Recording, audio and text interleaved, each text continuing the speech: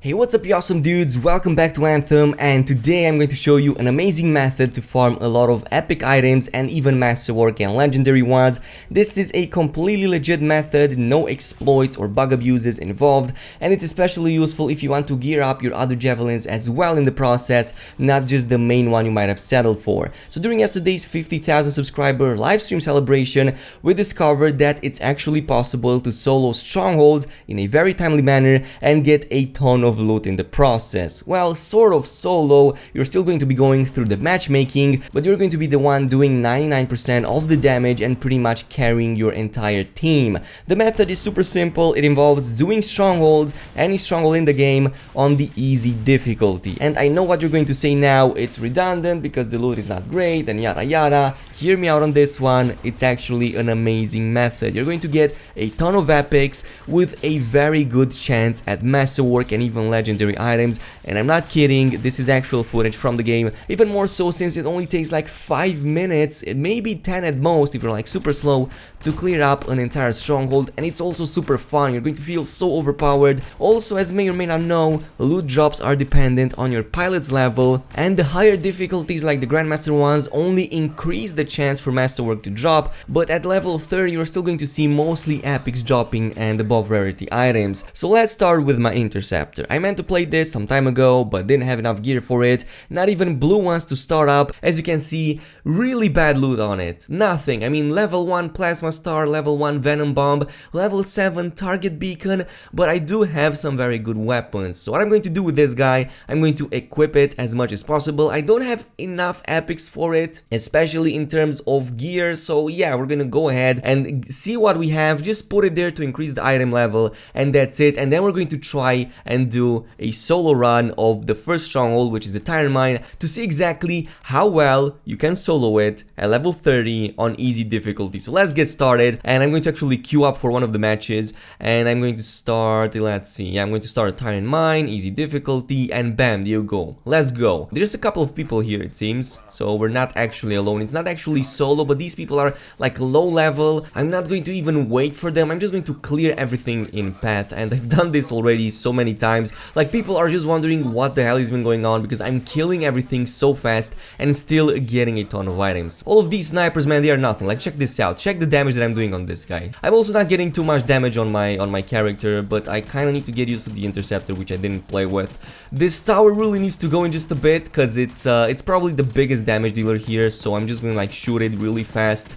There you go, dude, it's getting melted, and this weapon isn't even that great. If I get a shotgun, I would probably even destroy it even faster, but it's kind of far away, so I'm just going to like focus on these trash mobs. I'm going to be killing them mostly because they also have a chance to drop items, so that is the main reason. But here you can see already something dropped. It's just the blue quality, but in a bit you're going to see a masterwork dropping from one of these guys. Oh, and look at that, one masterwork just dropped. As I've said, there's a quite high chance for masterwork to drop. It's not as big as on the Grandmaster difficulty, but you are guaranteed to get a lot of epics still, and that is enough to like give you a boost so you can go into Grandmaster 1 eventually, especially since you already have some weapons from your main, so really useful. But one thing I wanted to bring up is the fact that there's a lot of legendary grade enemies here, and they're really easy to take compared to Grandmaster 1, and what that means is that you can do those amazing challenges for any of the weapons in the game to get the masterwork variant blueprint off of them. So for example, I have this legendary or masterwork shotgun, super OP, super high damage, and the more legendary creatures I kill with it, the more it goes towards that challenge, which later on gets me to unlock a masterwork level blueprint, so I can craft this again and again and again until I get the best stats on it possible. So yeah, that is like a double win situation. You're not going to get any better than this. You're going to easily kill legendaries, and I suggest you guys bringing as many weapons with you guys as possible so you can level them up by killing legendaries and then getting those masterwork blueprints in the process. I mean, look at this, so far so good, but the chests, those are the most important because they actually always drop something, and about 70 to 80% of the items I see dropping in them are epic or higher. Rarely do I get a blue, maybe even a green sometimes for some reason, but I found it not that far off from the Grandmaster difficulty. Grandmaster still has the chance to give you greens and blues for some reason, and so does this. So the difference isn't really that big, which kind of begs the question if Grandmaster actually even changes enough to see a difference in terms of Masterwork and Legendary gear. But so far so good, so let's go to the second area. I've pretty much did a speed run through all of this, so now I'm going to go into this area, which normally gives me a lot of problems because there's a lot of snipers, even more towers. But check this out, this is still not going to be a problem for me. Like, there's two snipers over here, I'm going to go over them in just a bit. Look at this, elite, bam, done. Next, bam, done. And there's also this annoying turret, which doesn't really matter honestly, man. It's just a couple of shots from the pop-up pump. And yeah, man, I'm still getting staggered for some reason, but I can't be too mad. They're barely doing any damage to me. Look at this. I'm just face tanking at this point because I'm confident I'm not going to get killed at all. And look at that, another epic, that is nice. The loot chest is what you're looking for here. Not so much with enemies. I was testing things out with enemies to see if that goes, but at some point I even got downed for some reason because I wasn't paying enough attention. But later on I got up and just went in, like just went ham in, destroying everything. You probably already know the strategy on this one. You just have to pick those orbs, put them in, and then one big legendary boss spawns. You have to kill it to take the keys off of him, and it's like super easy. I mean, look at this. There's the boss over here activating the ultimate, and I'm just going to go on his ass, dude. Like, just look at this. Gatekeeper, yeah, I don't think so. Yeah, he's gone in 5 seconds. That is it. And there's a lot of elites here as well. I need to take them down for my team. My team seems to be of low levels most of the time, and most of the people I'm seeing here are about level 8, maybe 10 sometimes, like really low levels. And I think they're also happy to get carried, I'm not gonna lie. It's so fun to carry somebody in this game because you're feeling so overpowered, and you also give them like a sense of how powerful you can become, to the point that you can pretty much face roll everything. Now with that being said and done, I think we're done. I need to just put in all of these orbs. So even though these guys just barely started up, they know what they're doing. I really love when I see people, you know, knowing how to play. And let's see the chest. This is the most important bit. Look at this. Look, epics, epics, epics. We just got like 3 epics.